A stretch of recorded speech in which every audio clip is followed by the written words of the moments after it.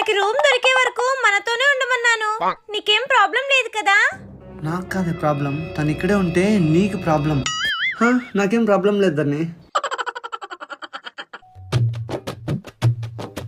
నువ్వు కూడా మా పెళ్ళికి వచ్చి నింటే బాగుండేది. నీకు తెలుసు కదా అక్క నేను యూఎస్ వెళ్ళానని. ఓ యుఎస్ బిడ్డ. అయినా మీ ఇద్దరు మేడ్ ఫర్ ఈచ్ అదర్ లా ఉన్నారక్క. Thank you. మాది అరేంజ్ మ్యారేజ్.